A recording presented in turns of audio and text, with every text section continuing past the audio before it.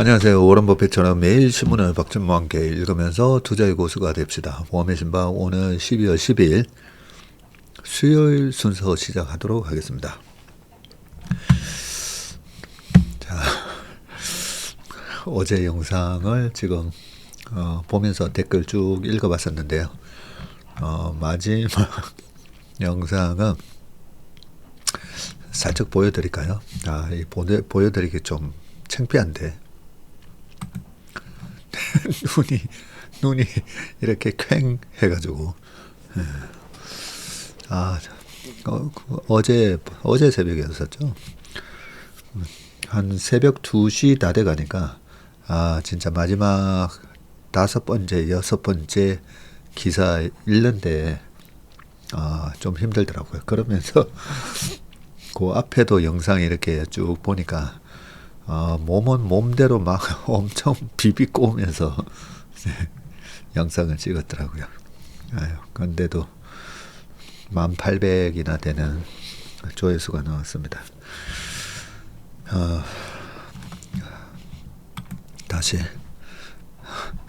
그래서 어제는 부산 갔다 와서 그리고 오자마자 신기한 차트 분석 찍었는데 또 오늘 댓글 보다 보니까 전무님 얼굴만 실컷 봤습니다 라고 돼 있길래 그래서 신기한 차트 분석 그 녹화 영상을 제가 다시 한번 봤더니 정신이 없어서 뒷부분은 휴젤 뭐 이런 거 얘기할 때는 차트 띄워놓지도 않고 막 얘기했더라고요.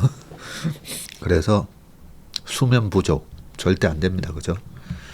퀄리티가 낮아집니다. 관리를 잘 하도록 하겠습니다.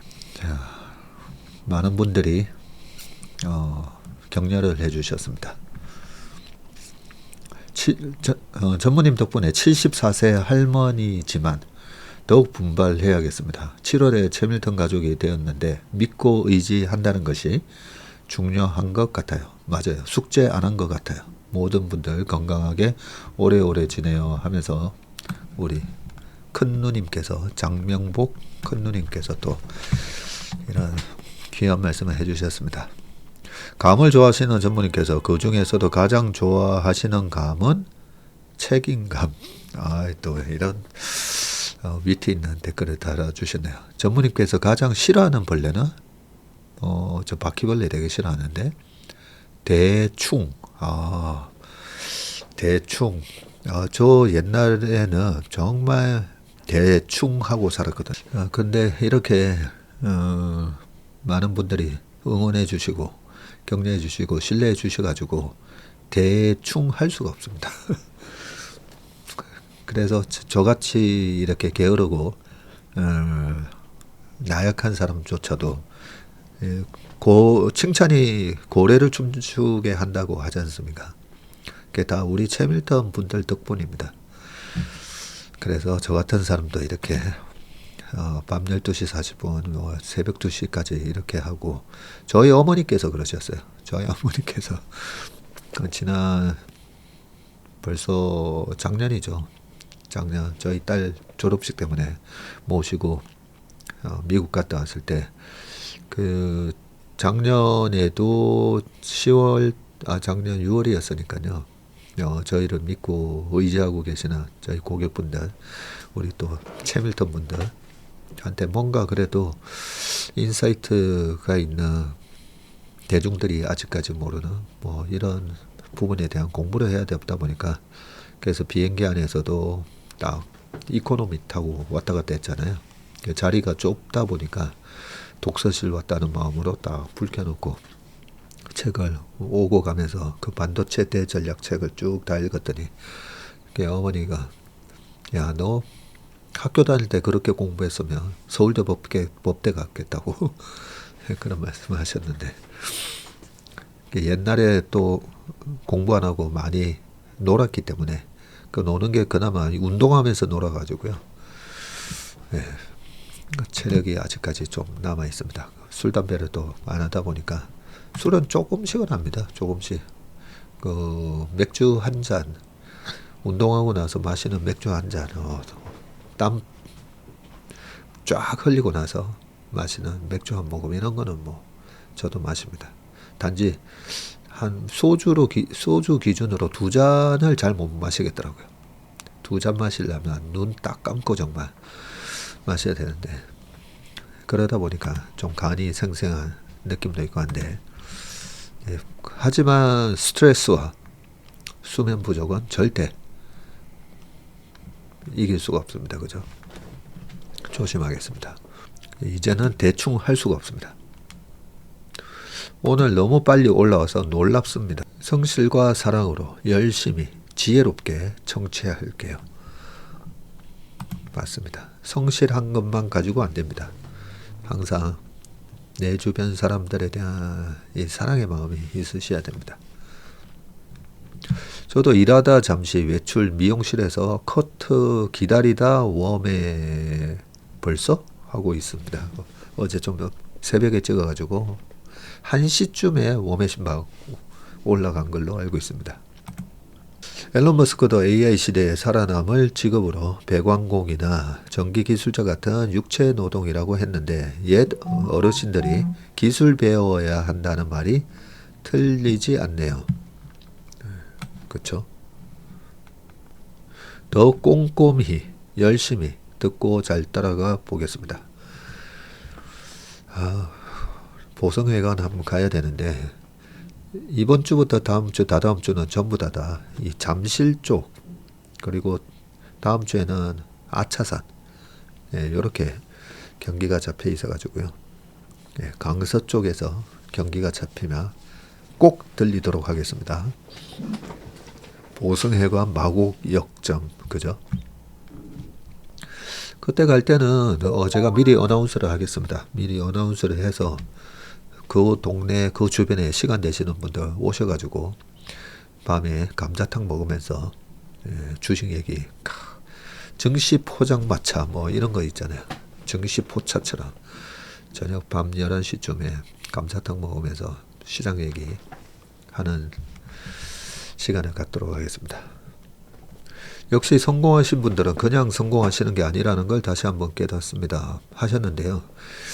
제가 성공하신 사장님들 다 보면 엄청나게 열심히 하시잖아요.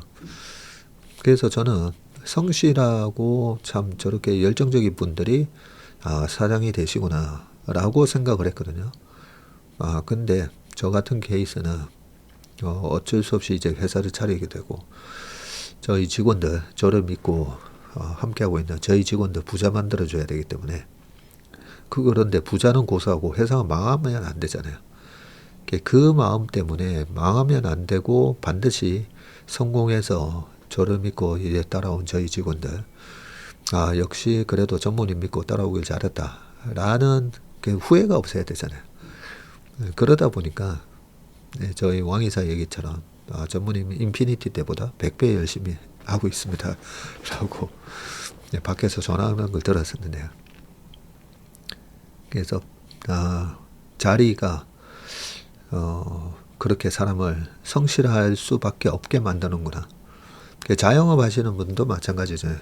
우리 캐시라떼님처럼 자영업도 그렇고, 어쨌든 내가 오너십을 갖고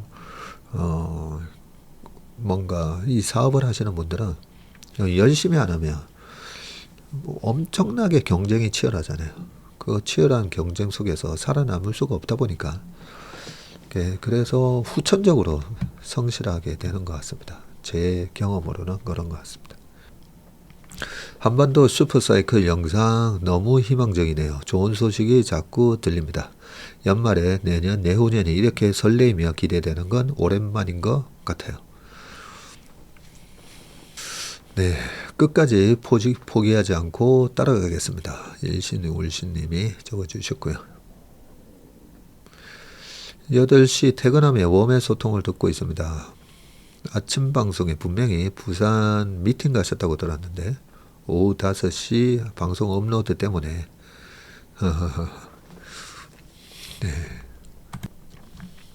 새벽에 녹화를 했는데 그 밤 12시가 지나야 이 네이버에 뉴스 들어가 보면요, 신문 보기가 있는데, 각 신문사 신문 보기가 있는데, 그게 밤 12시 딱 지나야 그 날짜 뉴스가 신문 보기가 가능해집니다. 전무님 피곤하시니까 말이 셋이네요. 라고, 그죠? 그래서 아까 어제 영상을 제가 뒷부분에 쭉 보다 보니까 새벽 2시 다 돼 갔을 때는 좀 힘들긴 했었습니다. 여기 적어 놓으셨네요. 우리 그 시청자분들이 다 아시는 거거든요. 저분이 마지막 기사 읽으실 때는 같이 힘겹습니다. 인내는 남들이 다 할 수 있을 때 하는 것이 아니고 남들이 다 못할 때 그때도 하고 있는 것이라고 하던데요. 아, 그러게요. 인내는 남들이 다 못할 때 하고 있을 때가 인내. 오늘 또 좋은 거 하나 배웠습니다. 대표님, 오늘 신기차는 차트 분석이 아니라 대표님 얼굴만 분석하게 되었어요. 이 댓글 보고 제가 어제 신차 보고 깜짝 놀랐습니다. 다행히 그래도 앞부분 한 5분 동안은 차트 보면서 얘기했고 뒷부분 한 3, 4분을 제 얼굴 띄워놓고 열심히 막 이래 코 만지면서 그러면서 찍어놨더라고요. 정해놓은 원칙을 지키려 이렇게까지 하시는데 작심삼일의 늪에서 매번 도돌이표를 하고 있는 저를 반성합니다. 매일 퇴근길에 잘 듣고 있습니다. 네, 저도 항상 그랬습니다. 항상. 말만 그럴싸하게 하면 꼰대고 말과 실천이 선행해 보일 때 어른이라고 하더군요. 우리 애들이 그런 부모가 되려고 애들이 그렇게 얘기하셨군요. 그런 부모가 되려고 항상 노력합니다. 좋은 말씀이 있네요. 그죠? 항상 보면 좋은 얘기는 누구나 다 할 수 있습니다. 그죠? 좋은 얘기는 누구나 다 할 수 있는데 그래서 너는 하고 있니? 보통 그렇게 우리가 많이 말과 행동이 다르다. 그런 경우가 많은데 언행일치하는 게 정말 어렵죠. 전무님께서 영상 여기저기 힌트를 준다는데 눈치 없는 저는 도대체 모르겠네요. 아직 수양이 덜 됐나 봅니다. 어리석은 중생입니다. 네. 좀 듣다 보시면 지금은 아직까지 이 주식 시장에 대해서 익숙하지 않으셔서 그럴 겁니다. 익숙하지 않으셔가지고. 근데 이렇게 계속 듣다 보면요. 뉘앙스가 약간 달라질 때가 있죠. 채밀턴이 저희도 선장님 따라 잘근잘근 잘 쫓아가 보겠습니다. 살짝 꾀가 나던 찰나 이렇게 또 바로 잡아주시네요. 하셨습니다.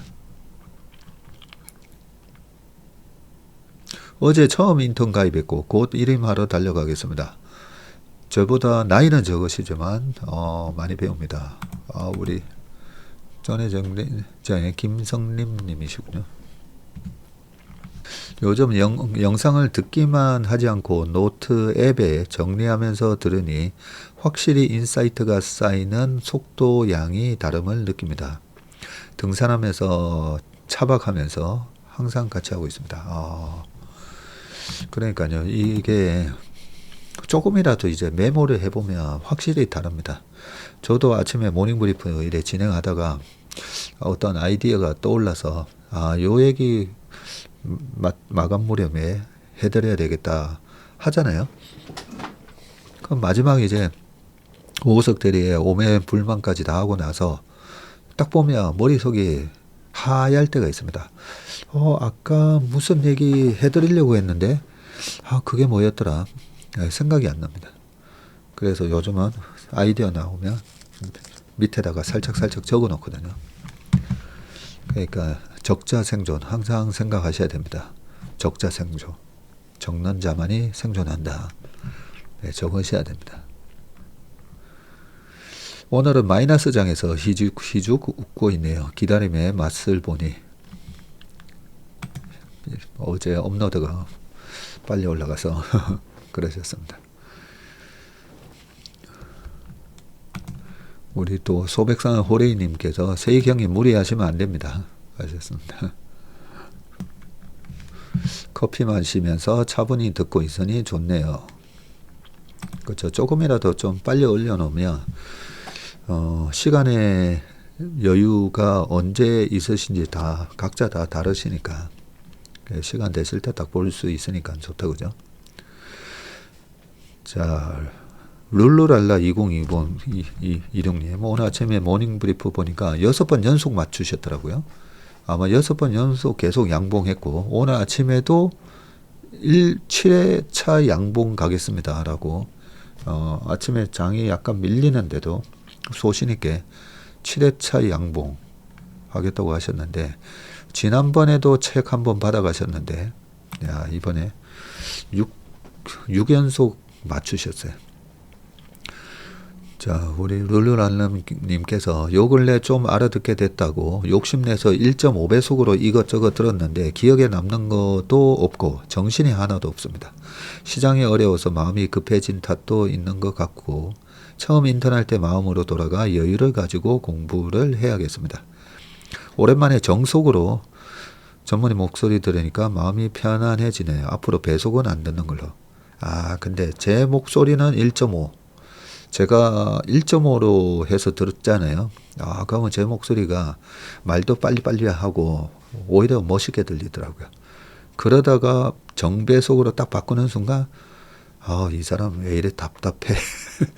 네, 제가 들어도 좀 말 좀 빨리 하지. 네, 이런 느낌이 받습니다. 1.25. 네, 1.25도 괜찮습니다. 지지야라님께서 달린다? 달린다군요. 달린다 지지야라님께서 나 허니 세익씨가 그러는데 블라블라 딸 갑자기 엄마 세익씨가 누구야? 남편 놀리듯이 엄마 남자친구 그랬더니 딸 Really? Are you crazy mom? 네. 제가 너무 세익씨 했나봐요. 내년 겨울에 한국 가면 엄마 남자친구 소개해준다고 했어요. 하고 참고로 여기는 시드니라고 하셨습니다. 시드니는 우리랑 여름하고 겨울이 반대니까요. 그죠? 내년 겨울이면 거기는 여름이다. 그죠?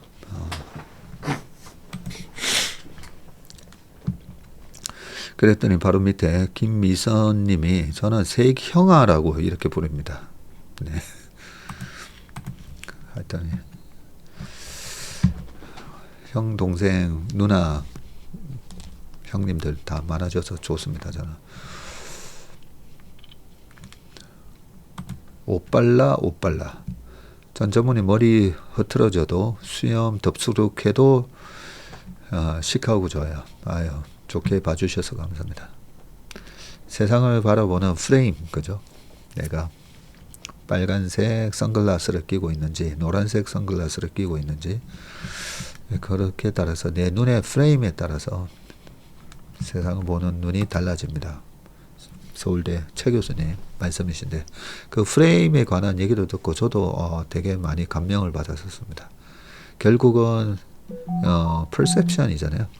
에너지 버스에서 얘기하는 우리 주변에는 수많은 이벤트들이 똑같이 다가오는데 내가 어떻게 그걸 받아들이느냐 이 perception을 어떻게 하느냐에 따라서 이벤트 플러스 perception이 다른 아웃컴으로 나타납니다. 그죠? 부정적인 perception으로 하면 결국은 말과 댓글이나 내가 내 주변 사람들이 하는 것도 부정적인 아웃컴이 나오는 경우가 많고요. 감사합니다. 오늘 남편 생일이라 같이 밖에서 행복한 시간을 보내고 몸의 신박 내용은 못 들어 스킵하고 일단 댓글부터 다는데 마치 엄마에게 안부 전화드리는 마음 같은 거 있죠?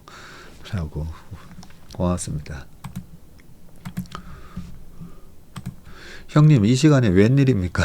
라고 우리 델몬트 나님이 하셨고요. 살자고 하는 주식 공부인데 새벽 2시에는 안 하시는 것이 어머님이 하시면 마음 아파하실 것 같습니다. 저희 어머니가 되게 아유, 옛날에 그렇게 공부 안 하더니 아주 흡족해 하실 겁니다, 아마. 오늘 부산 날씨 정말 좋았죠. 저도 오늘 부산 출장 다녀오는 길이에요. 아침에 모닝브리프에서 전문의 부산 출장 가셨다 하길래 혹시나 부산역이나 서울 올라가는 KTX에서 기대를 해봤었는데 기차 시간이 안 맞았네요. 출장을 위해 새벽에 웜의 신박 촬영하시고 출장 가서 저희 회사 구조조정할 수밖에 없도록 만든 공무원을 보았는데 그 사람들의 책임 없는 예산 편성으로 아무 잘못 없는 수십 명의 직장인들이 실직하게 된 현실이 참 불공평하다는 생각이 들었습니다. 그런 결정을 한 사람들 당장 아무 문제 없는 줄 알고 있겠지만 언젠가 죗값을 치르게 되겠죠. 약간 또 그렇게 회사의 구조조정 문제가 있고 그랬군요. 근데 저 같은 케이스가 딱 그렇잖아요. 제가 유명해지고 제가 돈 벌려고 저희 회사를 나와서 차린 걸로 많은 사람들이 오해를 하시지만 그렇지 않다고요. 제가 예전에도 채슬리를 이제 설립하셨는데 하고 어떻게 설립하시게 됐나요? 하면 제가 잘렸습니다. 네, 그렇게 말씀드렸잖아요. 너무 성과가 좋아서 잘렸습니다. 그런데 하나도 그 상황에 대해서 당시에는 좀 많이 당황스러웠지만 항상 세상사가 세옹지마고 이것도 다 의미가 있는 그럴 거다라고 생각했기 때문에 지나고 보니까 제가 월급쟁이로 계속 남아 있었으면 이렇게 할 수가 없습니다. 웜의 신박 이렇게 하고 모닝브리프 아침에 라이브를 하고 이 모든 게 다 불가능했을 겁니다.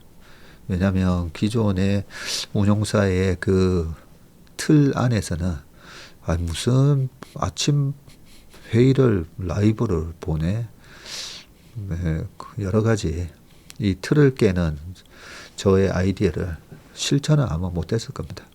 그래서 세상에는 우리가 참 불공평하고 나만 억울한 것 같고 나한테 왜 이렇게 억울한 일이 생기지 우리가 그런 일들이 참 많잖아요. 근데 실제로는 지나고 보면 그래서 그랬었구나. 네. 저는 그런 걸 너무 많이 겪었기 때문에 한예로 코로나 때 2월 5일날 제 발등에 있는 그 뼈가 요 3개가 발등뼈 3개가 골절 부상을 당했다고 했잖아요. 그래서 꽤 오랫동안 목발 짚고 다녔었거든요. 근데 그때 다치지 않았더라면 그 코로나가 터지고 그러면 시장 폭락하고 다시 급반등할 때 그 목발 짚고 다니는 그 불편함 때문에 축구를 못 나가고 오히려 회사에서 정말 일을 열심히 할 수 있었습니다. 그런 것도 그런 우리의 그 다침 이런 것도 다 어떻게 보면 신이 있다면 신의 뜻한 바에 의해서 그런 일이 발생했다 라고 저는 생각합니다. 그러니까 너무 분노하지 마시고요. 그 구조조정 당하신 분들은 또 나중에 지나면 그러실 수가 있어요. 내가 그때 구조조정 당해가지고 어떤 새로운 일을 시작했는데 이 일에서 내가 이렇게 또 큰 부자가 되고 이런 일을 하면서 내가 인생의 새로운 삶에 행복을 찾았다. 그러실 겁니다. 물론 그 구조조정 당하신 분의 또 마음이 퍼셉션이 어떻게 되느냐에 따라서는 좀 다르겠지만요.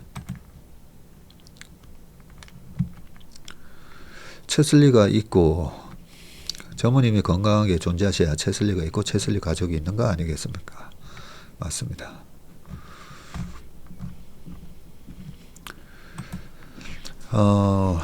테슬라 자율주행이 전무님한테 필요한 게 아닌가 싶습니다. 저는 요즘 어스 영상을 보느라 바쁩니다. 어제 장을 보니 MP의 비중이 많거나 신규 편입된 종목들이 10%는 다 올랐더라고요. 채슬리 대단합니다. 1년 뒤에 또 다른 날을 기대하며 열심히 나아가겠습니다. 우리 밭쌤님이 또 각오를 적어 주셨습니다.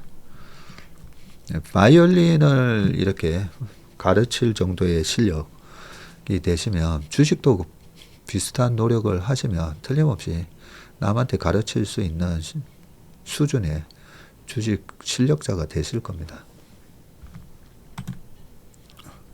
천재는 노력하는 사람을 못 이기고 노력하는 사람은 즐기는 사람을 이기지 못한다는데 하셨습니다.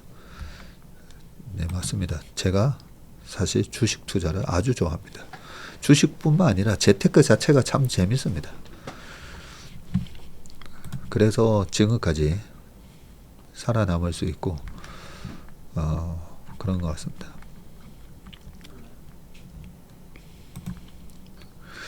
안녕하세요. 주식 주자도 모르는 73세에 처음으로 댓글을 써보네요. 시계로 할아버지 때 전무님 만나보고 반했는데 매일 아침 모닝 브리핑 웜의 심박 코맹맹이 소리를 들으면서 잠들고 한답니다. 100세까지 하려면 건강 잘 챙기면서 하세요. 방배동 할머니? 아, 예. 성함이 장찬원. 저는 우리가 무조건 주식을 우리 73세면 큰 누님, 우리 큰 누님 또 계속 하셔야 됩니다. 왜냐하면 나이가 들수록 뭔가 귀찮아지고 하기 싫어진다 했잖아요. 애들 보세요. 애들이 얼마나 사부작거리면서 막 호기심에 이것도 해보고 저것도 해보고 그 뇌가 젊은 거랑 늙는 거랑 보면 이 뇌가 호기심이 없어지고 귀찮아지고 그러면 뇌를 안 쓰게 되잖아요.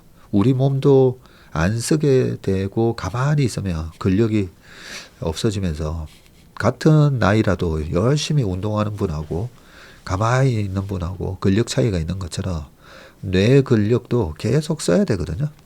주식만큼 좋은 게 없습니다. 근데 잘 되니까 돈도 벌고 얼마나 좋습니까? 그죠? 네, 100세까지. 한 50년 뒤면 평균 수명이 한 105세 될 거니까 한 105세, 110세까지 할 수 있도록 해보겠습니다. 채슬리 덕분에 주식이 내려도 이제 두렵지 않는 인턴 22개월 차입니다. 인턴 총회 꿈도 못 꾸었는데 이제 시간이 나서 26년부터는 인턴 총회를 참석할 수 있는 시간적 여유가 생겼습니다. 하루도 빠짐없이 소통해 주셔서 덕분에 멘탈이 많이 단단해진 것에 감사 인사드리며 질문이 있습니다. 삼성 바이오에피스 MSCI 편입 조건을 보니 시총은 10조가 넘으면 조건을 충족되고 유동 비율이라는 게 있더라고요. 맞습니다. 에피스는 유동 비율이 50%가 되지 않아서 충족 요건이 되지 않은 걸로 나오던데 그러면 삼성바이오도 상장을 할 때 유동 비율이 같은 조건이었을 것 같은데 유동 비율이 50%가 되지 않아도 편입이 가능한지 여쭙고 싶습니다. 네, 좋은 질문 해주셨다 그죠? 삼성바이오는 일찌감치 MSCI 지수 편입에 편입돼 있거든요. 근데 삼성바이오의 대주주가 75%나 들고 있잖아요. 그러면 어떻게 유동 비율이 그래서 이게 50%가 되지 않는다 이게 아니고요. 예, 실제 유통이 되고 있는 주식으로 또다시 그냥 시총은 10조, 그전에는 뭐 7조 이랬다가 계속 지금 그 기준이 올라오고는 있는데요. 이게 얼마나 이게 지수에 왜 유동 비율이 중요하냐면 예를 들어서 대주주가 99% 들고 있어요. 물론 99%돼 있으면 상장 자체가 안 됩니다. 상장을 하려면 어느 정도의 유통주식수의 비중이 10% 이상인가 돼야 되거든요. 자, 그랬을 때 99%라고 하면 거래가 극히 제한적일 거고 그러면 호가 공백도 크고 거래도 잘 안 되고 그런 주식이 그 지수 종목으로 돼 있으면 그 지수를 추종하는 펀드들이 매매할 때마다 소위 말하는 슬리피지라고 하는 매매 비용이 많이 나게 돼 있습니다. 살 때 저 위에 호가에 사야 되고 팔 때는 매수 호가 없으니까 저 밑에 때려 팔아야 되고 그래서 이 유동 비율이라는 걸 넣어 놓은 거거든요. 그래서 그 유동 비율을 감안을 했을 때 10조가 아니라 12조가 돼야 안전하다. 예, 이렇게 애널리스트들은 분석을 하고 있습니다. 그래서 12조가 넘어가면 MSCI 지수 편입이 될 가능성이 아주 높아집니다. 그래서 이런 주식은 주가가 올라가면 올라갈수록 오히려 15조, 16조, 17조 될수록 MSCI 지수에 편입될 확률이 거의 확정적으로 되는 거잖아요. 그러면 이벤트 드리븐으로 이런 주식을 매매하는 선수들 입장에서는 15조, 16조가 되면 될수록 오히려 더 소위 말해서 가격이 더 비싸지면 비싸질수록 편입 확률이 높아지니까 네, 그 편입 발표가 있을 한 1월 말쯤 발표가 있는 걸로 알고 있는데요. 그 확률이 더 높아지면서 시세가 더 강해지는 그런 경향이 있습니다. 과거에 LIG 넥스원, 삼양식품, 그 전에 한 3년 전에는 에코프로나 에코프로 BM 다 한번 그 편입 시점 전후로 공부를 해보시면 아주 재미있을 겁니다. 그렇게 하면 나만의 필살기가 된다고 그랬죠. 네. 재수생 대학 보내야 하는데 컴공 말고 기계공 가야 하나요? 로봇이 대체하는 데는 한계가 있고 결국 기계인가 싶네요. 네, 이거 어떻게 하다가 아이 이제 진학 상담까지 하게 되는데 컴공이 중요하냐 기계공이 중요하냐가 아니라 우리 아이는 적성이 어디가 맞냐를 보셔야 됩니다. 적성이 어디가 맞느냐. 그런데 대학 들어갈 때만 하더라도 내 적성에 맞는 과를 선택한다는 게 그게 쉽지는 않은데요. 저 같은 경우에도 경영학과 다니면서 대학교 3학년 때 이 파이낸스 특히나 이 선물 옵션 이쪽을 공부하다 보니까 너무 재밌고 남들은 어려워하는데 되게 재밌었다 했잖아요. 그게 적성이라고 생각합니다. 나는 재밌는데 남들은 어려워하는 걸 찾는 거. 그래서 저희 인턴들한테도 제가 늘 강조하는 게 대학 졸업하기 전에 네 적성을 찾고 취직을 하면 그것만큼 중요한 게 없다라고 얘기하면서 어디 지원해 볼까가 아니라 내 적성은 뭔가 적성을 알려면 어떻게 해야 되죠? 이것저것 해봐야 됩니다. 이것저것. 제가 이것저것 닥치는 대로 좀 뭘 많이 해봤다 했지 않습니까? 네, 아이의 적성이 뭔지 부모님이 제일 잘할 수가 있습니다. 근데 부모도 잘 모를 때가 있어요. 그래서 저희 회사 보내면 제가 딱 보고 적성 파악이 어느 정도 좀 되니까 이런저런 얘기를 많이 해줍니다. NH증권 퇴직연금 수익률 상위 1%에 들 수 있는 건 전문인과 최슬리 스승님들 때문입니다. 와, 우리 기도하는 투자자님이 한 번씩 신문 기사에 나오잖아요. 주식 고수들은 뭘 사고 파느냐 그 기준이 증권사의 수익률 상위 1% 이런 식으로 하는데 와, 지금 퇴직연금 수익률 상위 1%시군요. 축하드립니다. 진짜. 자, 마지막 기사 하나만 보고 모험의 소통은 여기서 마치겠습니다.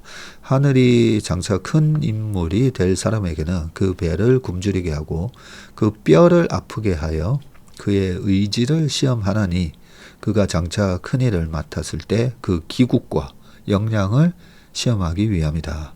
인생의 큰 시련을 만났거든 자신이 하늘의 선택을 받은 자가 아닌지 뒤돌아보아라. 와, 맹자님이 하신 얘기군요. 우리 김만구님이 아주 묵직한 그 맹자님의 말씀을 올려놓으셨습니다. 그죠? 그래서 아까도 세상사 세용지만 말씀드렸는데 네, 나한테 고난이나 뭔가 나한테 왜 이렇게 억울한 일이 발생했지? 네, 하늘이 그 기국과 역량을 시험하기 위한 거다라고 생각하면 되겠네요. 네. 자, 그러면 신문기사로 넘어가 보도록 하겠습니다. 자, 첫 번째 기사 보겠습니다. 연준 결정 하루 앞두고 비트코인 다시 반등. 네, 지금 비트코인이 올라가야 됩니다. 이번 달, 다음 달. 비트코인의 모습이 어떻게 되느냐에 따라서 저희 투자 전략도 수정을 할 생각을 갖고 있는데요. 자, 영상 한번, 기사 한번 보겠습니다. 코인과 관련해서 나스닥이라든지 반도체 주식을 언제 파는 게 맞는가? 그게 지난주 주말에 체슬리 AI의 영상에다가 올려놓긴 했는데, 그거를 다른 분들도 볼 수가 있게끔 한번 봐서, 지금은 급한 게 아니라 가지고요. 비트코인의 모습이 어떻게 되느냐에 따라서 그 영상을 주말 영상으로 한번 공개를 하든지 자, 그래서 비트코인이 되게 중요한데요. 오늘은 코인 얘기가 좀 많습니다.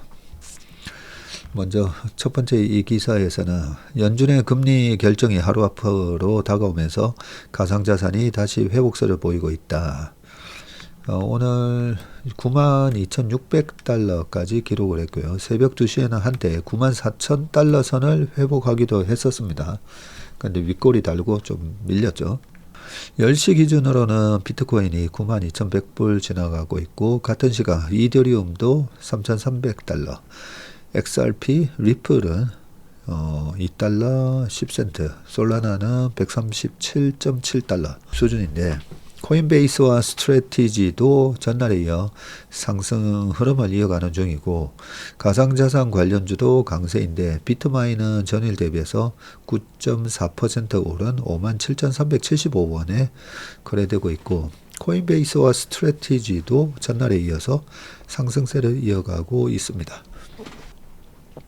시장 전반의 반등은 연준의 금리나 기대감이 작용한 것으로 풀이가 되고, 연준은 11일 새벽 4시 우리나라 시간 기준입니다. FMC를 열고 기준 금리를 결정하는데, 시장에서는 이번 회의에서 0.25%포인트 금리 인하가 유력하다는 전망이 우세하다. 글로벌 IB JP모건은 내년 비트코인 가격이 2배 가까이 오르며 사상 최고치를 경신할 가능성이 있다고 내다봤는데, 그래요? 내년에? 금리 불확실성에 주식시장이 위축될수록 비트코인 투자 매력도가 커진다는 분석인데, 주식시장이 위축될수록 비트코인 투자 매력도가 커진다. 예. JP모건은 최근 보고서에서 비트코인이 향후 6에서 12개월 사이 최대 84% 상승을 해서 17만 달러, 지금 9만 달러인데 2918, 거의 2배 가까이 오를 수도 있다고 전망을 했고, 보고서를 작성한 리콜라우스 파니이르 초글루 애널리스트는 변동성 조정 기준으로 금과 비교한 비트코인 가격은 17만 달러 수준이라면서 향후 6에서 12개월 동안 큰 폭의 상승 재력이 있다고 설명을 했다. 그래서 뭐 제가 좀 잘 모르는 게 있나 싶어서 코인에 대한 기사를, 오늘 스페셜 리포트가 나와 있길래 좀 이따가 코인 얘기를 좀 더 해보도록 하겠습니다. 자, 두 번째 기사는 전자와 닉스 곡간 넘칠 때 현대건설은 텅텅이라고 되어 있거든요. 자, 무슨 얘기인가 봤더니 국내 500대 기업 중 상장사의 올해 3분기 누적 잉여 현금 흐름입니다. 이게 이제 프리 캐시플로우라고 하죠. 자, 이 프리 캐시플로우가 1년 새 20조 원 이상 늘어난 것으로 집계가 됐고요. 그래요. 이는 삼성전자, 하이닉스 등 반도체 기업의 잉여 현금 흐름이 크게 늘어난 영향입니다. 기업 데이터 연구소 CEO 스코어에 따르면 500대 기업 중에서 상장사 237곳의 올해 3분기 누적 잉여 현금 흐름은 69조 6,500억 정도로 나타났고요. 그래요? 3분기까지 누적입니다. 누적으로 한 70조 정도 잉여 현금 흐름이 발생을 했고, 이는 지난해 동기에는 49조 수준이었으니까 42% 증가한 수준입니다. 자, 잉여 현금 흐름은 영업활동 현금 흐름, operating cash flow, 뭐 cash flow from operating 뭐 이렇게도 얘기하고요. 그 회사의 영업을 통해서 발생한 현금 흐름이죠. 자, 여기서 자본 지출을 뺀 값입니다. 기업의 자본 지출은 우리가 흔히 얘기하는 캐피탈 익스펜디처 해서 캐펙스, 자본 지출을 뺀 값인데 기업의 실제 자금 사정과 배당 여력을 보여주는 지표로 사용이 됩니다. 올해 3분기 영업활동 현금 흐름은 164조 5천억 정도로 24.5% 증가를 했고요. 자본 지출도 95조 정도로 14% 늘었습니다. 영업활동 현금 흐름이 확대폭이 자본 지출보다 앞서며 잉여 현금 흐름을 높인 것으로 해석이 되는, 잉여 현금 흐름이 늘어난 기업은 127곳으로 감소한 기업 110곳보다는 많았습니다. 올해 3분기 기준 가장 많은 잉여 현금 흐름을 기록한 기업은 삼성전자였고요. 지난해보다 42.6% 증가한 19조 380억 원에 달했고요. 하이닉스는 전년 대비 무려 138%나 늘어난 14조 400억 정도로 집계가 됐습니다. 영업활동 현금 흐름이 2배 가까이 증가한 셈입니다. 이걸로만 보더라도 올해 주가 차별화가, 주가 상승의 상승률이 달랐죠. 상승률이.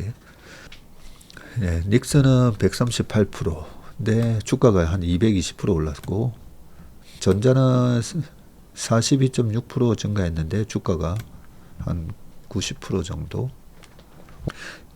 잉여 현금 흐름 증가율 곱하기 한 2배다, 그죠? 주식이. 자, 이어서 기아가 4조 3천억, 한국가스공사가 한 4조, 현대중공업이 3조 5천억, 한전이 2조 9천억, 현대모비스 2조 4천억 등이 상위권에 들었고요. 반면에 현대건설은 마이너스 1조 5천억, LG엔솔도 마이너스 1조 5천억, 두산에너빌리티가 마이너스 1조 3천억, LG디스플레이도 마이너스 1조 2,100억 등은 잉여 현금 흐름이 음수였습니다. 지난해 대비 잉여 현금 흐름이 가장 많이 증가한 기업은 하이닉스가 8조 1,500억이고, 이어서 삼성전자가 5조 7천억, 그 다음이 한화오션이 2조 9천억 순서입니다. 잉여 현금 흐름 감소폭이 가장 큰 기업은 현대차로 대미관세 협상 지연 여파로 72%나 감소한 1조 3,651억 원을 기록했습니다. 업종별로는 IT, 전기, 전자 업종이 29조 7,500억 원으로 96%나 늘면서 증가세를 주도했고요. 반면에 자동차 부품 업종은 3조 9,424억 원 감소해서 가장 큰 하락폭을 기록했습니다. 자, 근데 이 잉여 현금 흐름이 되게 중요한 개념이거든요. 자, 그러면 최근에 LG엔솔이나 이쪽이 반등이 들어왔잖아요. 현대건설도 올해 들어와서는 주가가 큰 폭으로 오르고 있습니다. 물론 주식은 미래를 바라보면서 달려가기 때문에 피터 린치가 얘기한 것처럼 운전을 백밀러를 보면서 운전하는 게 아니라는 거죠. 그죠? 그 백밀러에 해당되는 게 이미 나온 실적입니다. 이미 나온 실적. 그래서 백밀러를 보면 운전하지 마라. 저 멀리. 운전은 좀 멀리 보고 운전해야 되죠. 그래서 앞에 큰 차가 있으면 되게 답답합니다. 멀리 볼 수가 없다 보니까. 주식이 그렇습니다. 내년, 내후년의 이익 전망이나 매출 전망이 불투명한 기업은 바로 앞에 큰 트럭 뒤따라가는 거나 똑같아요. 되게 답답하죠. 멀리 이렇게 보여야 되는데, 자, 여기서 현금 흐름이 예를 들어서 보통 2차전지 같은 기업이 리튬 가격이 어떻게 되느냐에 따라서 주가가 많이 업앤다운이 있었잖아요. 정유회사도 마찬가지입니다. 기름을 사올 때, 원유를 사올 때는 3개월 전에 가격으로 사오게 되는데, 지금 계약해서 실제 도입될 때까지 거의 뭐 유조선 타고 와서 한 달 반에서 한 석 달 정도 걸리다 보면 그 사이에 기름값이 60불에서 80불로 껑충 뛰었어요. 그러면 재고 평가 이익이 발생하죠. 재고 평가 이익. 그러면 재고 자산이 뭐죠? 재고 자산이 원재료도 있고 지금 만들고 있는 중간재도 있고 중간 가공품 그리고 다 만들어 놓고 이제 팔기 전에 남아 있는 것도 재고입니다. 그래서 재고 평가 이익이 발생을 하고 그러면 당기 순이익에는 그 재고 평가 이익이 포함이 됩니다. 근데 현금 흐름에는 아무 영향이 없죠. 현금 흐름하고는 아무 영향이 없습니다. 그래서 우리가 예전에 양대천 교수님이었죠. 중앙대 양대천 교수님이 쓴 책에 영업 현금 흐름을 보이면 찐 주식이 보인다. 뭐 그래서 찐 수익은 일단 영업 현금 흐름을 봐야 된다. 영업 현금 흐름이 개선될 때 주가가 결국은 올라간다.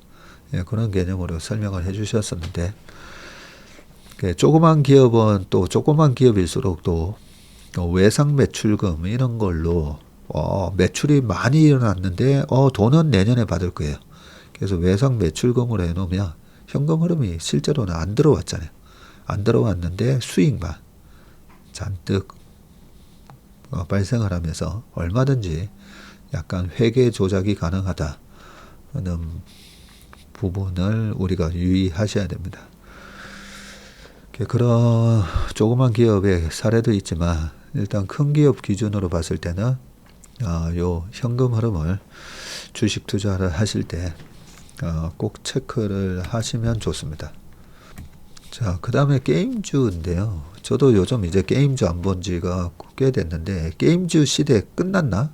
대형 신작 쏟아져도 주르륵이라고 돼 있는데 올해 들어서 코스피가 가파른 상승 흐름을 이어가고 있지만 게임주는 여전히 부진해서 벗어나지 못하고 있는 것으로 나타났고요.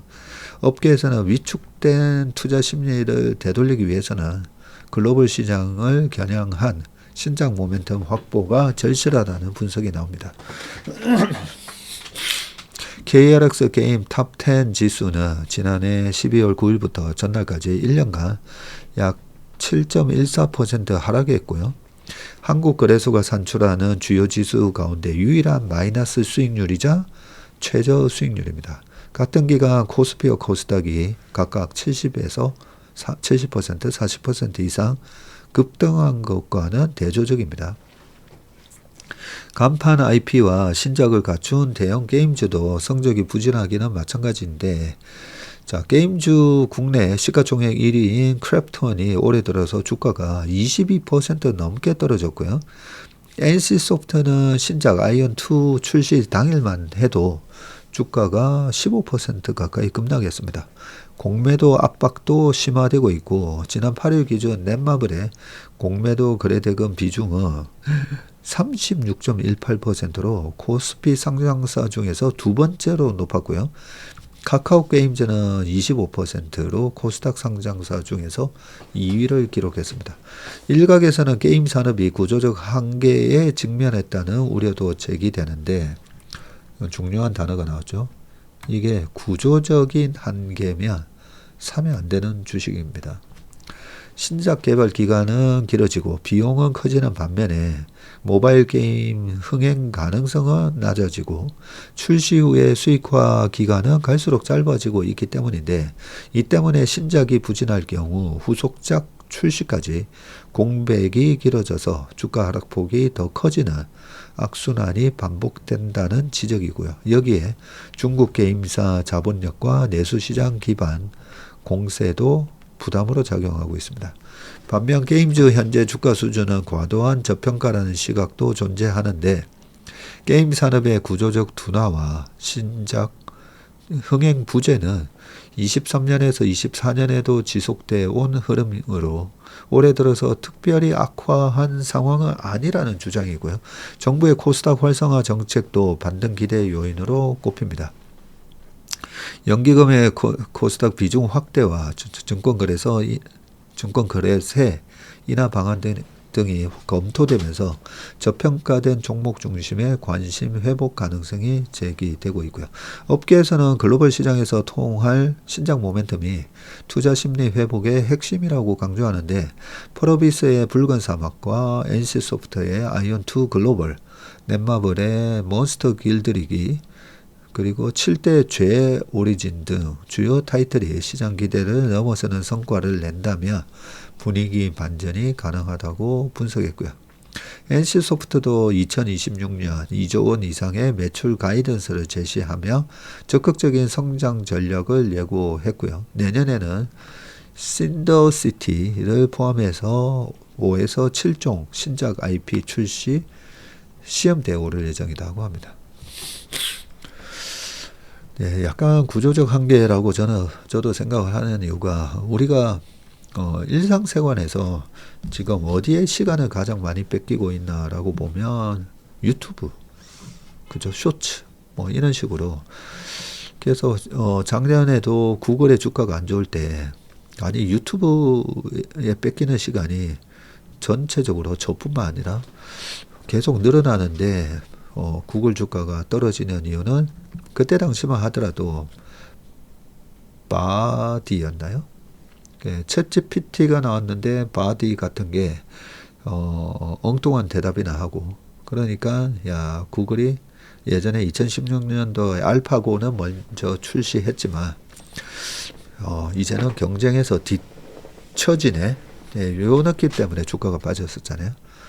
그럼에도 불구하고 유튜브는 점점 더 강화되고 있었죠. 그리고 유튜브뿐만 아니라 이 구글 검색에서 나오는 어마무시한 그 데이터를 바탕으로 AI가 특화된 박사에게 맞춤 어떤 그런 뭐 LLM 모델이다 하더라도 제가 뭘 중요시하고 뭘 주로 물어보는지 그런 거에 다 맞춰가지고 할 수가 있다 보니까 이 데이터를 쥐고 있다라는 게 엄청난 자산이잖아요.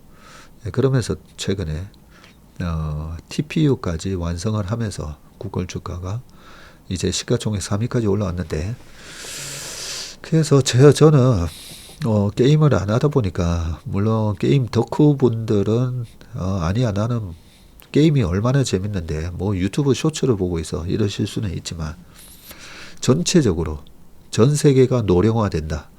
전 세계가 노령화되면서 예전에는 애니팡 처음에 나왔을 때 애니팡 나온 지가 벌써 한 15년, 20년 다 돼가죠.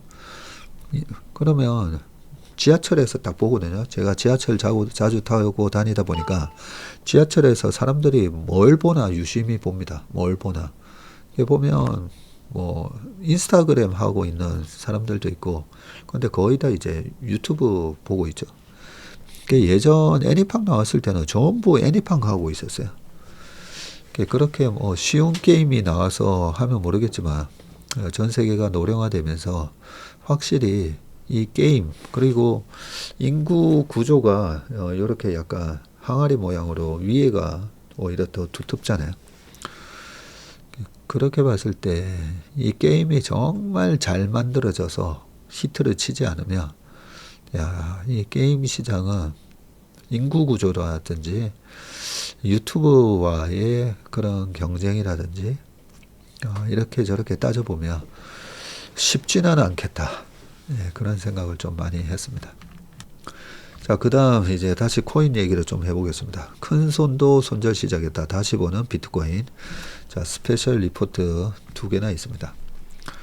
자, 코인 가격 하락이 심상치 않은데 올해 파죽지세로 가격이 치솟으면서 10월 초에 사상 최고가 12만 6천 달러를 갈아치웠지만 약 한 달 만에 30% 가까이 떨어졌고요. 11월 26일 기준으로 9만 달러 안팎인데 불안한 흐름은 10월 중순부터 시작됐습니다.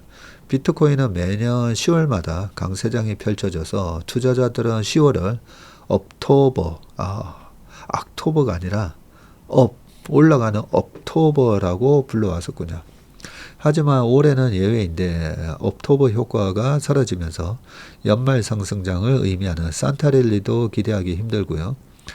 전문가들은 중장기 상승 추세는 이어지더라도 당분간 조정 국면을 벗어나기 어렵다고 내다보는데 2018년 암호화폐 폭락 사태를 예견한 트레이더 피터 브렌트는 비트코인은 5만 8천 달러까지 밀릴 수 있다.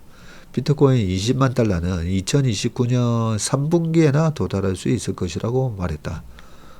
저랑 비슷한 생각을 하고 계시네요.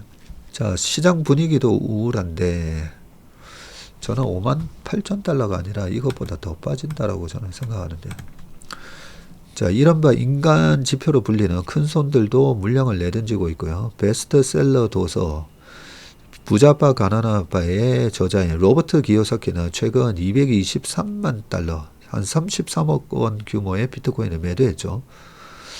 근데 이 기사를 다루긴 했었는데 그렇게 사라 하더니 파셨습니다.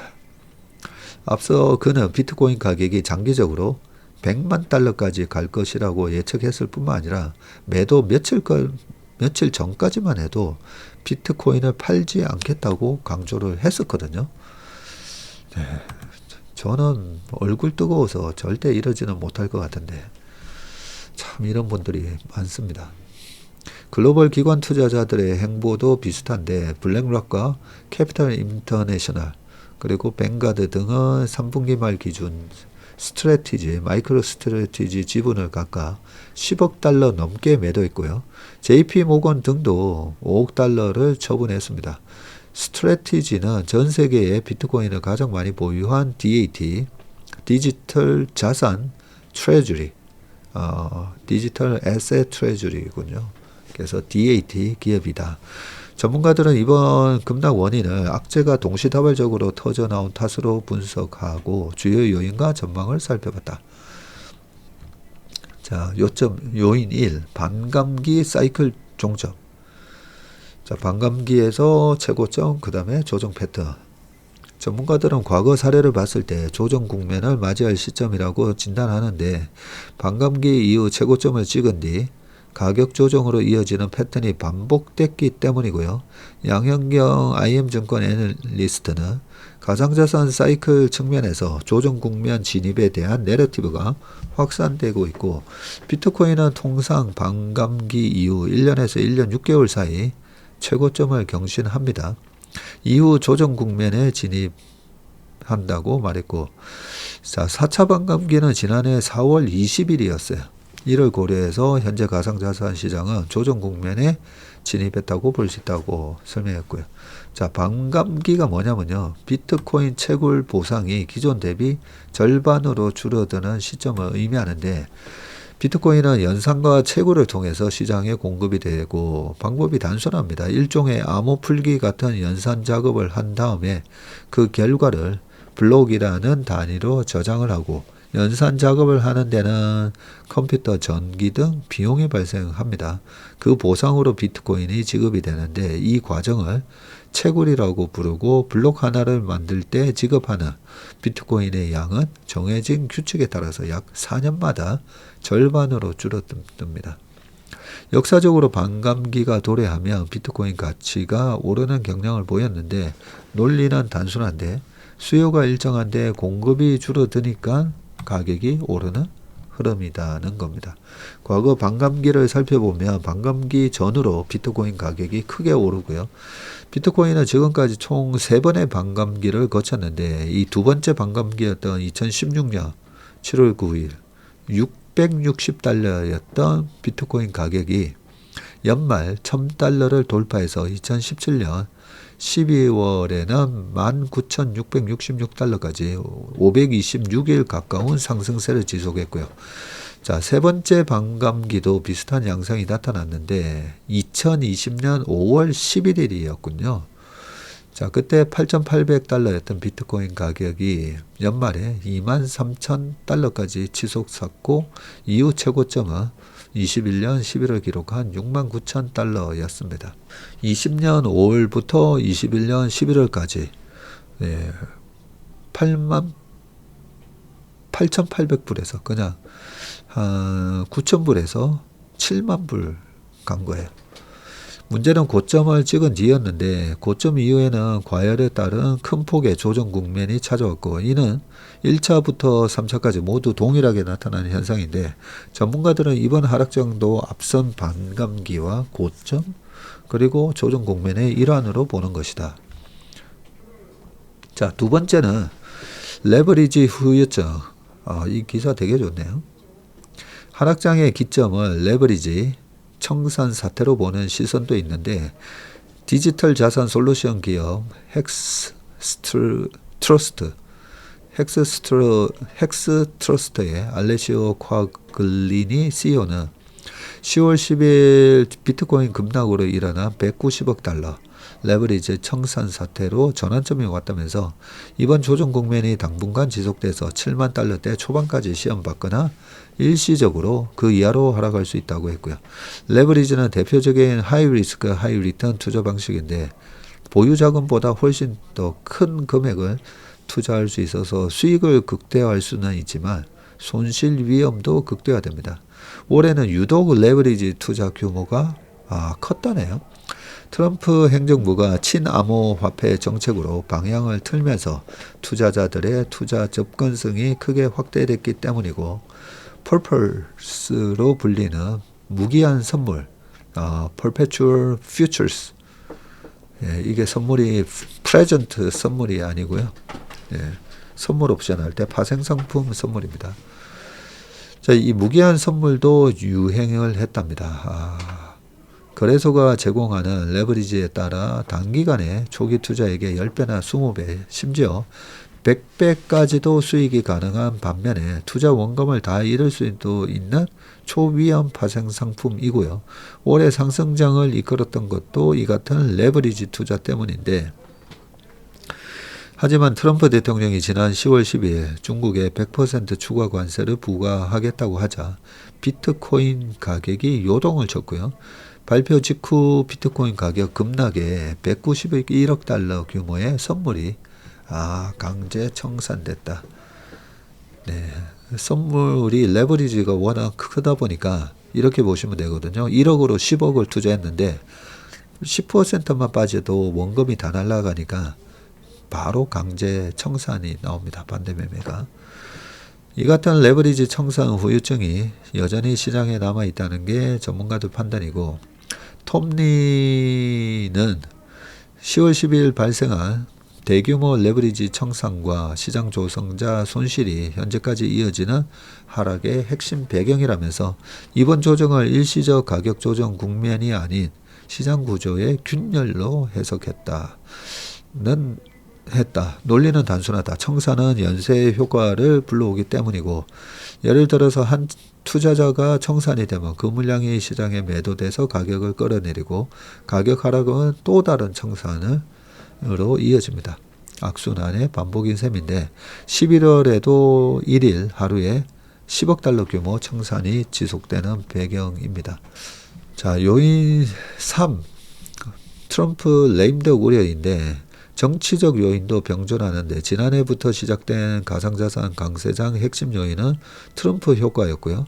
트럼프 대통령은 미국을 가상자산의 수도로 만들겠다고 공언한 후에 가상자산법과 제도를 수립해 왔는데 대표적인 게 내년 시행을 앞둔 지니어스 액트, 이 스테이블 코인 법안이고요. 문제는 최근 트럼프 대통령 취임 1년 만에 레임덕 우려를 마주했다는 점입니다. 힘 빠진다는 거죠. 대통령의 힘이. 11월 4일 펼쳐진 뉴욕, 버지니아, 뉴저지 등 지방선거는 트럼프 대통령 취임 이후 공화당이 치른 선거 중에서 가장 큰 패배였고요. 뉴저지, 버지니아 등 민주당 강세 지역뿐 아니라 조지아와 펜실베니아와 같은 경합주에서도 민주당이 예상보다 큰 승리를 거뒀고요. 미국 정치 전문 매체인 폴리티코는 공화당의 충격적인 선거 패배 이후에 당내 인사들이 트럼프와 일정한 거리를 두며 포스트 트럼프 시대를 준비하기 시작했다고 전해. 자, 상황이 이렇다 보니 지지율 하락도 심상찮고요. 여론조사 결과에 따르면 지금 지지율이 38%로 나타났고 집권 2기 행정부 출시 당시 지지율 47%보다 무려 9%나 떨어졌습니다. 전문가들은 내년 중간선거 전후 레임덕이 가셔화될 것으로 평가하고 있는데 1982년 레이건 행정부부터 바이든 행정부까지 역대 중간선거에서 여당이 하원을 장악한 사례는 2002년에 한 차례밖에 없음을 감안한다면 내년 11월 중간선거를 앞두고 트럼프 대통령의 레임덕 우려가 확대될 수밖에 없는 상황이며 이라며 레임덕 우려가 부각되면서 가상자산 정책 방향성의 불확실성이 확대됩니다. 이에 가상자산 시장에서 차익 실현의 움직임도 나타나고 있다고 양현경 IM증권 애널리스트가 얘기를 했습니다. 1982년부터 항상 대통령이 공화당이면 그 다음 중간선거에서는 민주당이 하원을 장악했었죠. 근데 왜 2002년에는 당시에 아들 부시가 대통령이었는데 2002년도에는 왜 또 공화당이었냐면 이때가 9.11 테러 그 다음에 했잖아요. 그래서 좀 더 이 대통령한테 테러와의 전쟁에 힘을 실어주기 위해서 그랬던 게 아닌가, 네, 그런 생각이 듭니다. 재밌네요. 자, 그 다음 코인 시장 리포트 하나 더 있습니다. 자, 2026년 그러면 코인 시장 전망이에요. 전망.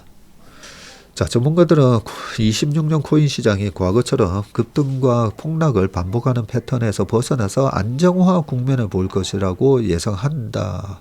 단기적으로는 조정장이 이어질 수 있지만 중장기적으로는 회복한 뒤에 점차 우상향할 것이라는 의견이 많은데 오태민 교수는 2026년 가상자산 시장은 단순한 사이클 패턴보다는 거시경제 흐름이나 정부의 규제 제도 변화 같은 외부 요인들이 시장 방향을 크게 바꾸는 중요한 시기가 될 수 있다면서 과거처럼 폭등과 폭락이 이어지기보다는 상승폭과 변동성이 줄어든 가운데 자금 유입이 작용하는 안정화 국면일 수 있다고 예측을 했고요.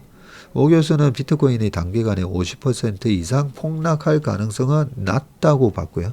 최대 30% 내외의 조정이 현실적이라고 봤습니다.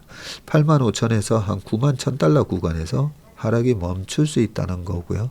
물론 순간적으로 40% 하락하며 7만 달러대로 떨어질 가능성도 있지만 이 경우 오히려 과감한 매수 기회로 삼아야 한다고 분석을 했습니다.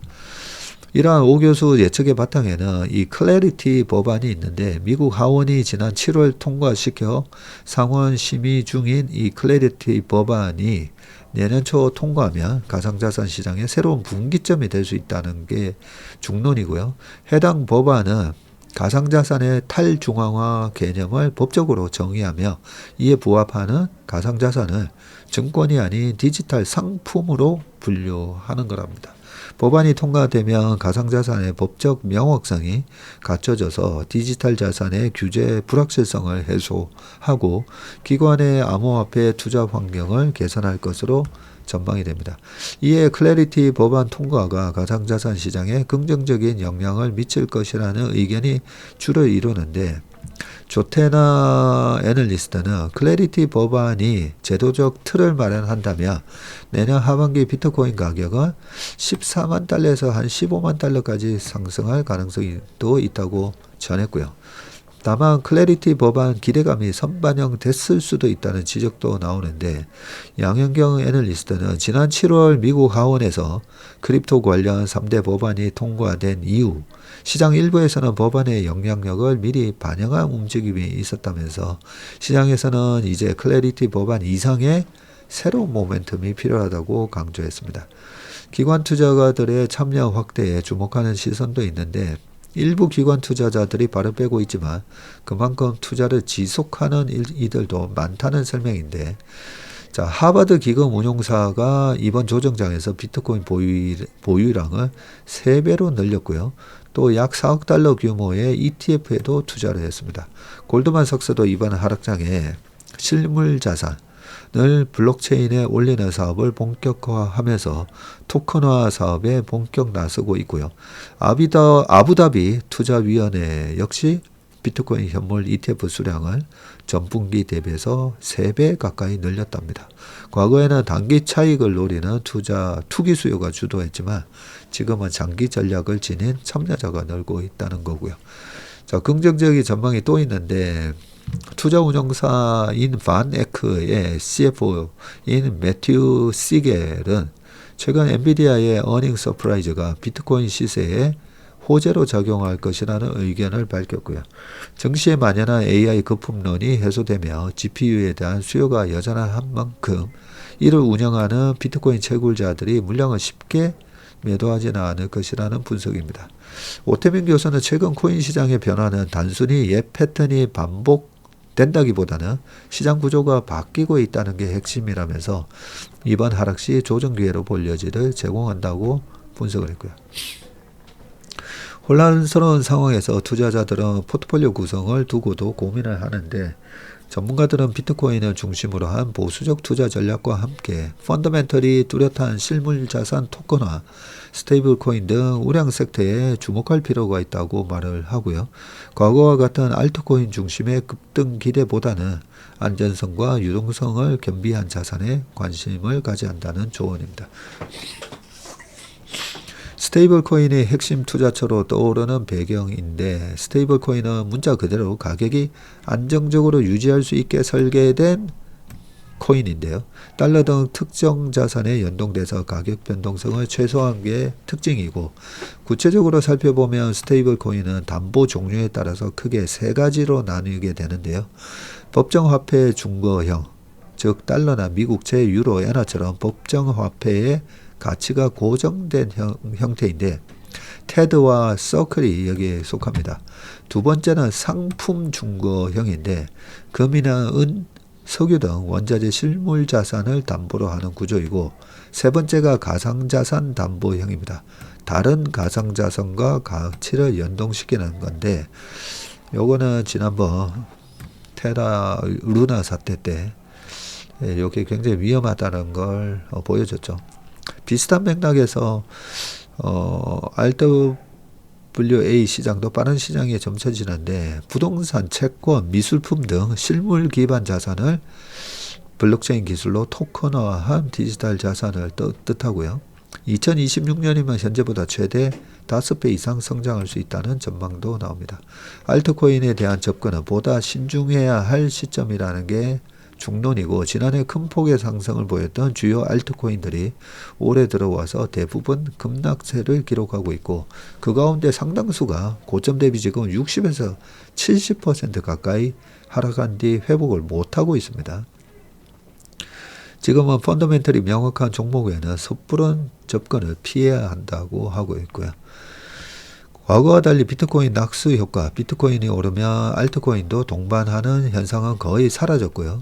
시장에 3천만 개가 넘는 알트코인이 존재하는 상황입니다. 3,000개가 아니라 3천만 개. 과잉 공급은 투자자 관심을 분산시키는 요소가 될 뿐 아니라 알트코인은 초단기 차익 실현 수단 외에 가치가 없는 상황이라고 지적을 합니다. 이렇다 보니 포트폴리오 비중 조절 측면에서는 보수적 접근이 강조가 되고 전문가들은 5% 미만 비중의 비트코인 투자 비중이 가장 적합하다라고 얘기를 하고 있습니다. 이 알트코인이 더더욱이나 이 스테이블 코인이 들어오면서 알트코인이 더 크게 박살날 거라고 그런 얘기를 계속 말씀을 드렸었는데 이제 저는 1파 하락으로 보기 때문에 지금도 저희 찾아오신 신규 고객분들이 코인 얘기하면 저는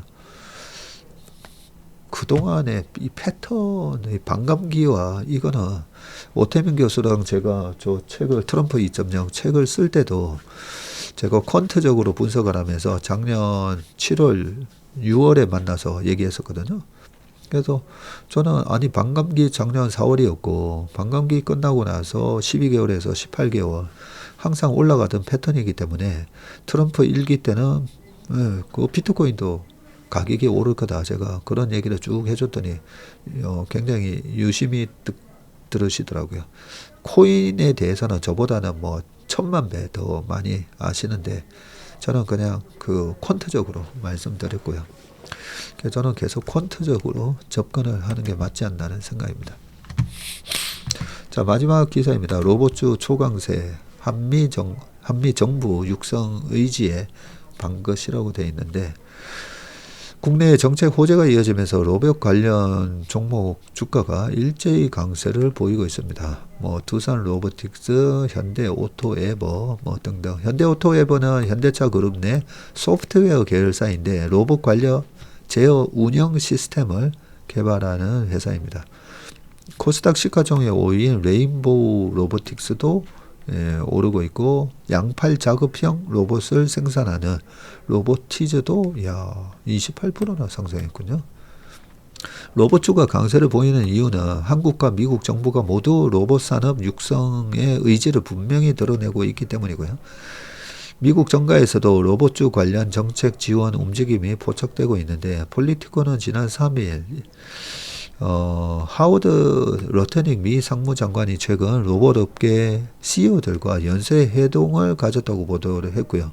이 가운데 2명은 트럼프 행정부가 내년 로봇 산업 관련 행정명령 발동을 검토하고 있다고 전했습니다.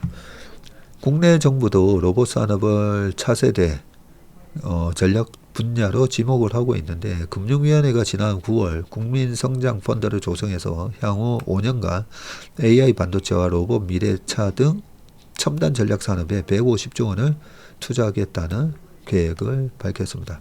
이어 이달 4일 개최한 MAX 제조업 AI 전환 얼라이언스 국민성장펀드 연계 간담회에서도 대규모 AI 전환 수요를 정책금융과 연계하는 방안이 논의됐다고 합니다. 네, 오늘 웜의 신박은 여기까지 하겠습니다. 오늘도 좀 길었는데요. 투자하시는데 많은 도움이 되시기를 바라겠습니다. 고맙습니다.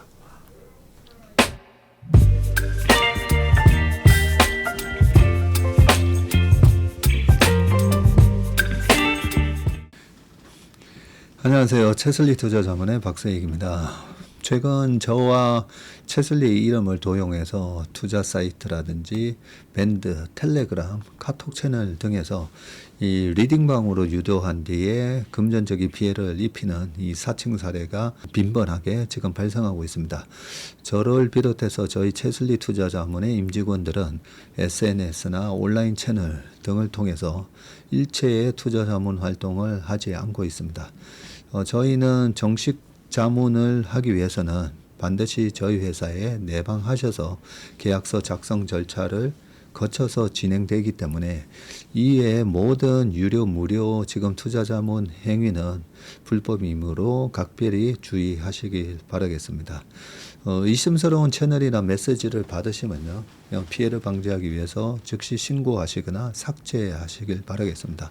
대부분의 사례가 이 사칭 사례에 피해를 보신 분들의 핸드폰을 제가 보면 이 방에 오셔서 무료로 투자를 도와드립니다. 뭐 이런 얘기를 하고 있고요. 거기에 보면 어떤 밴드로 특정 밴드로 유도한 다음에 돈을 송금하라고 되어 있습니다. 예, 그 과정에서 저희 하고의 일체 계약 관계가 없기 때문에 그렇게 돈을 송금하라고 하는 부분에 있어서 특히나 유의를 좀 해주시기 바라겠습니다. 저뿐만 아니라 많은 또 저희 업계의 유명인을 사칭한 그런 사칭방도 많이 지금 기승을 부리고 있는데요. 공통적인 특징이 앞으로 몇백 %가 날 급등주를 알려줄 테니까 이 방에 가입을 하라. 그러고 난 다음에 금전적인 부분을 갖다가 송금을 요청하는 그런 형태의 수법을 쓰고 있기 때문에 그렇게 무료로 주식을 알려드립니다. 이런 문자를 받으시면 바로바로 삭제를 하시길 바라겠습니다. 저희 채슬리와 채슬리 임직원들을 많이 사랑해 주시는 저희 채슬리의 고객분들 그리고 저희 채슬리의 이 구독자분들이 이런 사칭 피해가 일체 발생하지 않기를 바랍니다. 그러면 여러분들의 가정과 일터에서 항상 평화와 행복이 가득하시길 기원합니다. 감사합니다.